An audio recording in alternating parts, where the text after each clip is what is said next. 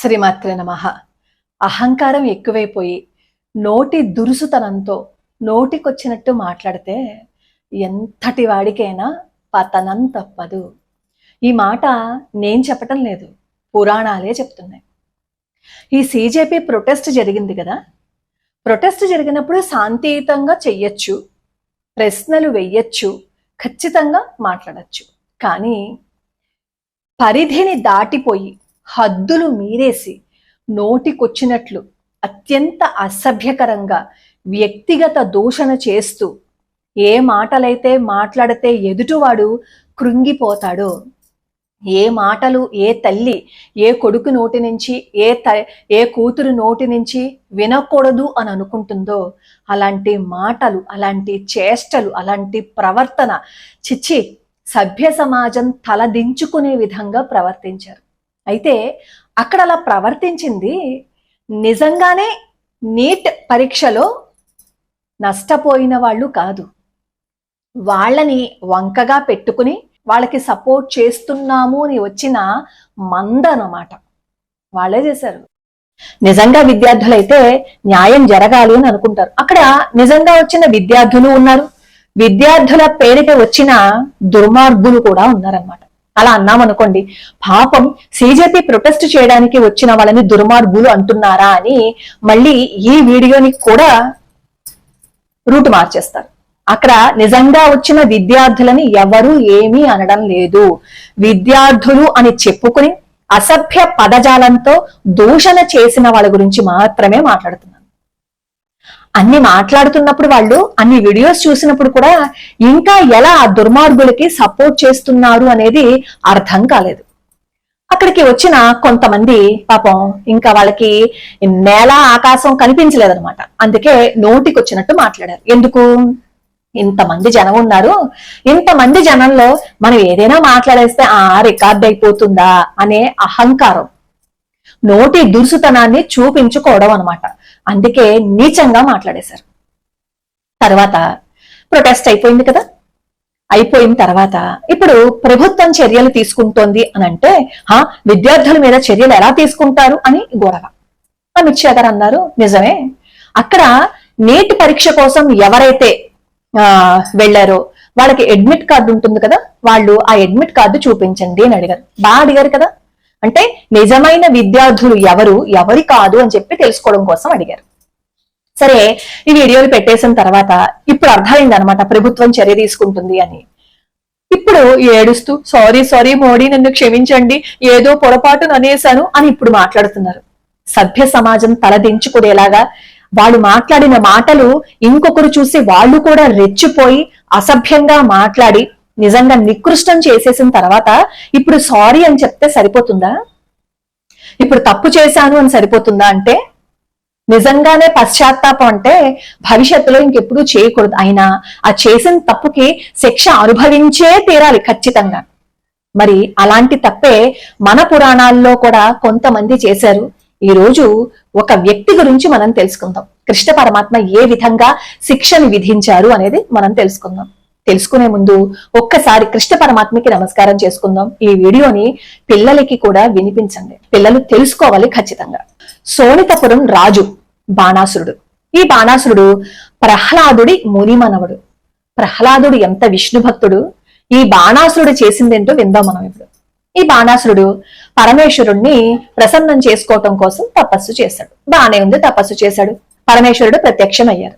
ఏం వరం కావాలి అంటే, నేను గొప్ప బలవంతుణ్ణి అవ్వాలి, నన్ను ఓడించేవాడు ఎవరు ఉండకూడదు, అలాంటి వరం నాకు కావాలి అని చెప్పి అడిగాడు. సరే, భక్తిగా తపస్సు చేశారు కాబట్టి పరమేశ్వరుడేమో వరం ఇచ్చారు. నీకు 1000 చేతులతో పాటుగా నీ నగరానికి నా గణాలని రక్షణగా పంపిస్తాను అని చెప్పి శివుడేమో వరం ఇచ్చారు. సరే, వరాన్ని పొందాడు కదా, వరాన్ని పొందిన ఈ బాణాసురుడికి ఇంకా కన్ను మిన్ను కానలేదు. ఎవరిని పడితే వాళ్ళని దుర్భాషలాడడం మొదలుపెట్టాడు. చివరికి ఆ అహంకారం ఎంతవరకు వెళ్ళింది అంటే, తనకి వరం ఇచ్చిన ఆ పరమేశ్వరుడి దగ్గరికే వెళ్ళి, ఏం చేయమంటావు, నన్ను ఎదిరించేవాడు ఎవడు నాకు కనిపించట్లేదు, ఇన్ని చేతులు ఇచ్చావు, ఇవన్నీ వృధాగానే ఉన్నాయి, నువ్వు ఇచ్చిన వరం వ్యర్థమైపోయింది అని చెప్పి చాలా నీచంగా మాట్లాడతాడు.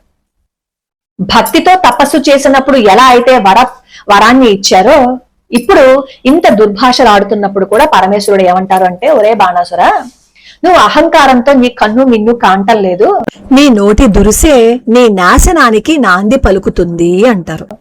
నీకు ముందు ధ్వజస్తంభం ఉంది కదా నీ రాజ్యం ముందు, ఆ ధ్వజస్తంభం విరిగి పడిపోయినప్పుడు నిన్ను సంహరించటానికి యోధుడు వస్తాడు, నిన్ను ఓడించటానికి యోధుడు వస్తాడు అని చెప్పి పరమేశ్వరుడు చెప్తారు. బాణాసురుడు వెళ్ళిపోతాడు.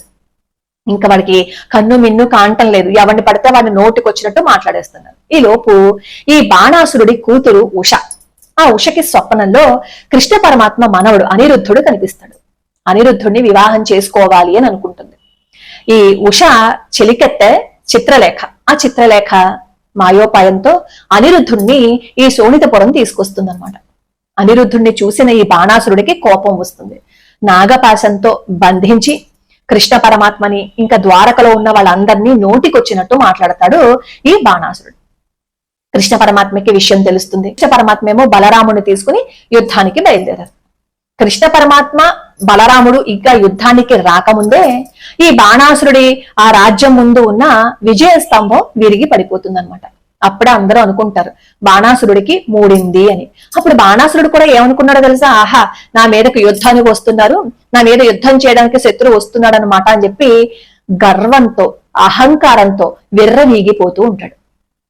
సరే, కృష్ణుడు వచ్చాడు, బాణాసురుడి మీద యుద్ధం చేస్తున్నారు. ఈ లోపు మరి వరం ఇచ్చారు కదా రక్షిస్తాను అని పరమేశ్వరుడు, అందుకని పరమేశ్వరుడు కూడా వస్తారు తన భక్తుల్ని రక్షించడం కోసం. కానీ వీళ్ళిద్దరికీ తెలుసు ఏం చెయ్యాలి, ఎలా జరుగుతుంది అనేది. సరే, కృష్ణ పరమాత్మ ఏం చేస్తారు అంటే పరమేశ్వరుడిని కాసేపు పక్కన కూర్చోబెడతారనమాట. ఈ లోపు బాణాసురుడి యొక్క 996 చేతులని కృష్ణ పరమాత్మ. రక్తపు మడుగులో ఆ కింద పడిపోయిన బాణాసురుడికి అప్పుడు తెలుస్తుంది విషయం అనమాట. అప్పుడు అహంకారం కిందకి దిగింది, నెత్తికెక్కేసిన కళ్ళు కిందకి దిగాయి అనమాట. అప్పుడు బాధతో కృష్ణ పరమాత్మని వేడుకుంటాడనమాట, నన్ను క్షమించు, నాది తప్పయింది అని. ఈ లోపు పరమేశ్వరుడు కూడా వచ్చి భక్తుడు అలా వేడుకుంటున్నాడు కదా అని చెప్పి కృష్ణ పరమాత్మకి పరమేశ్వరుడు చెప్తాడు. అలాగే కృష్ణ పరమాత్మ ప్రహ్లాదుడికి వరం ఇస్తారనమాట, నీ వంశాన్ని నేను అంతం చెయ్యను అని. మాటిచ్చినట్లుగానే బాణాసురుడిని ప్రాణాలతో అలా వదిలిపెడతారు, అతని అహంకారాన్ని ఖండించి. చూడండి, ఈ బాణాసురుడు శివుడి దగ్గర వరాన్ని పొందిన తర్వాత ఎలా ఉండాలి, ఆ వరాన్ని సద్వినియోగం చేసుకోవాలి. వరం ఉంది కదా, నేను బలవంతుణ్ణి కదా అని కన్ను విన్ను కానక కృష్ణ పరమాత్మని దూషించాడు, వరం ఇచ్చిన శివుణ్ణి కూడా దూషించాడు. అప్పుడు ఏమవుతుంది, శిక్షను అనుభవించాడా? ఇప్పుడు మీరు అంటారు, అంటే శివుడు వరం ఇచ్చిన బాణాసురుణ్ణి సంహరించేశాడు కృష్ణుడు అంటే వీళ్ళిద్దరికీ పడదా అండి? లేదు అంటే శివుడు వరం ఏమో నిష్ప్రయోజనం అయిపోయిందా అండి అని. మంచి చేసినప్పుడు ఎలా అయితే వరాన్ని ఇచ్చారో, చెడు గుణాలు ఉన్నప్పుడు దాన్ని ఖండించటం కూడా వరం ఇచ్చిన వాళ్ళ బాధ్యతే. కాబట్టి పరమేశ్వరుడు కృష్ణ పరమాత్మని ఆ విధంగా ప్రేరేపించారు. ఇప్పుడు ఇంట్లో పిల్లాడు మంచి పని చేశాడని అనుకోండి, అమ్మా నాన్న చాలా చక్కగా ముద్దు చేస్తారు. అదే వెధవ పని చేశారనుకోండి, అప్పుడు ఏం చేస్తాడు, నాన్న వచ్చి లాగి పెట్టి కొడతాడు. అప్పుడు అమ్మ ఏం చేస్తుంది, అదేంటండి మీరు ఎలా కొట్టేశారు నా కొడుకుని అంటుందా? అంత కదా అమ్మ, వాడికి బుద్ధి రావాలి, అందుకే ఆయన శిక్షిస్తుంటే నోరు మూసుకుంటుంది అమ్మ. ఇక్కడ కృష్ణ పరమాత్మ పరమేశ్వరుడు చేసింది అదే, వాళ్ళిద్దరూ ఒకటే, మనకి బయటకి వేరు రూపాలుగా కనిపిస్తున్నారంతే. దీన్ని కూడా వక్రీకరించేసి శివుడు ఇచ్చిన వరం ఎందుకు పనికి రాలేదు, అలాంటి శివుణ్ణి పూజిస్తున్నారా అని కొంతమంది దుర్మార్గులు మాట్లాడుతున్నారు. వాళ్ళకి శివకేశవుల తత్వం తెలియదు కాబట్టి అలాగే మాట్లాడతారు. ఆ మాట విని ఇంకొంతమంది దుర్మార్గులు ఏం చేస్తారు అంటే వత్తాసు పలుకుతారు అనమాట. నోరు పారేసుకుంటే ఏమైంది అనేది బాణాసురుడి చరిత్ర మనకి చెప్పింది కదా. ఇలాగే నోరు పారేసుకుంటే, నోటికొచ్చినట్టు మాట్లాడితే, ఇష్టం వచ్చినట్లు ప్రవర్తిస్తే ప్రకృతి మనల్ని శిక్షిస్తుంది. ఈ రోజు వాళ్ళ వీడియోస్ అన్ని తీసేశారు. అబ్బాయి నేనేం చేయలేదు. ఒక అమ్మాయి అయితే ఆర్మీని తిట్టి వీడియో చేసి, నా వీడియోలో ఎవరో వాడుకున్నారు, దాన్ని ఏమో మార్ఫింగ్ చేశారు, ఏఐతో చేశారో దేంతో చేశారో ఆ మాత్రం తెలీదా? ఈ రోజు వీడియోలు తీసేసి మా తప్పేం లేదు, మమ్మల్ని క్షమించండి అని చెప్పి అంటే సరిపోతుందా? అలాగే మనం మాట్లాడిన ప్రతి మాట నోట్ అయిపోతుంది. మనం ప్రకృతిలోకి మంచిని వదిలేస్తే ఆ మంచి 100 రెట్లు మన వెనకాలకు వస్తుంది. చెడును వదిలేసాము అని అనుకోండి, ఆ చెడు కూడా మన వెనకాల వచ్చి తీరుతుంది. కర్మని ఖచ్చితంగా అనుభవించాల్సిందే. మనం ఇంకొకరిని ఏడిపించి ఇంకొకరిని బాధ పెట్టాము అని అనుకోండి, ఆ కర్మకి ఫలితాన్ని అనుభవిస్తాం. నిన్ను కానక ఈ బాణాసురుడిలాగే, బాణాసురుడు ఎలా అయితే వరగర్వంతో విర్రవీగిపోయాడో, వీళ్ళు కూడా వెనకాల ఇంత మంది ఉన్నారు అని అనుకున్నారు. ఇప్పుడు కేసులు పెడుతూ ఉంటే ఎవడు రక్షిస్తాడు? ఎవ్వడు రక్షించడు. నోటికొచ్చినట్టు మాట్లాడినప్పుడు వెనకాల ఎంత మంది ఉన్నారని విర్రవీగిపోయి వీడియోలు పెట్టారో, ఇప్పుడు వాళ్ళందరినీ తన్నుకుంటూ తీసుకుని వెళ్తూ ఉంటే ఎవ్వడు రాడు. ఎందుకంటే వచ్చాడు అని అనుకోండి, వాడికి కూడా పడిపోతుంది దెబ్బ. కాబట్టి యువత నేర్చుకోవాల్సింది ఏంటంటే, ప్రశ్నించచ్చు, మాట్లాడచ్చు. తప్పు జరిగినప్పుడు ఖచ్చితంగా ఎందుకు ఇలా జరిగింది అని అడగాలి. కానీ దానికంటూ ఒక పద్ధతి ఉంటుంది. ఆ పద్ధతి మీరిపోయింది అని అనుకోండి, శిక్ష ఇలాగే ఉంటుంది. తల్లిదండ్రులు కూడా ఇప్పుడు అక్కడ మాట్లాడుతున్నారు కదా, ఆ సామాజిక మాధ్యమంలో మాట్లాడారు. ఆ వీడియోస్ చూసి ఏ తల్లైనా సంతోషిస్తుందా? ఏ తండ్రి అయినా సంతోషిస్తాడా? ఎంత మితిమీరిపోయారంటే, ఆ పిల్ల చెప్తుంది కదా, ఒక అమ్మాయి, నేను నా ఇన్స్టాలో నా పేరెంట్స్ మెయిల్స్ అన్ని బ్లాక్ చేసేసాను, వాళ్ళు నా చూడరు అంటే, తల్లిదండ్రులకి తెలియకుండా వచ్చి అక్కడ వేషాలు వేద్దామనా? అన్ని పిచ్చి పిచ్చి వేషాలు వేస్తూ అసభ్యకరంగా మాట్లాడిన వాళ్ళు నిజంగా విద్యార్థులే అయ్యుంటారా చెప్పండి? ఈ నిజాలన్నీ బయటకు వస్తుంటే, ఇది వాట్సాప్ యూనివర్సిటీ ద్వారా ప్రోపగాండా చేస్తున్నారంట.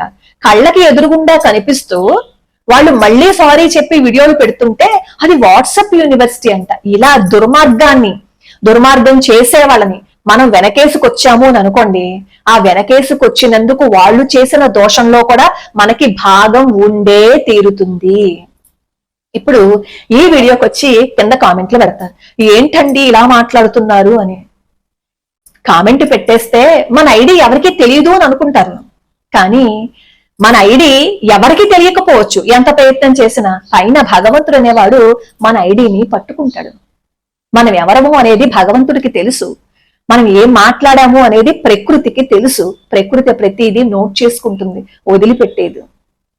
కాబట్టి ఒళ్ళు దగ్గర పెట్టుకోకపోతే, ఏ వరం అయితే ఉంది, ఎంతమంది అయితే గొప్పోళ్ళు మన వెనకాల ఉన్నారు అని విర్రవీగిపోతామో, వాళ్ళెవ్వరూ మనకి కష్టం వచ్చినప్పుడు రారు అనే విషయాన్ని గుర్తు చేసుకోవాలి. ఈ తప్పు చేసిన వాళ్ళందరికీ ఏదో సినిమాలో అంటారు చూసారా, దబ్బిడి దిబ్బిడే అని. తప్పు చేసిన వాళ్ళకి శిక్ష వెయ్యాలిరా అని మనకి శ్రీకృష్ణ పరమాత్మే మార్గాన్ని చూపించాడన్నమాట బాణాసురుడి కథ ద్వారా. ఇలాంటి కథలు మనం మన పిల్లలకి చెప్తే కనీసం కొంచెమైనా భయం అనేది ఉంటుందేమో. లోకా సమస్తా సుఖినో భవంతు, సర్వే జనా సుఖినో భవంతు.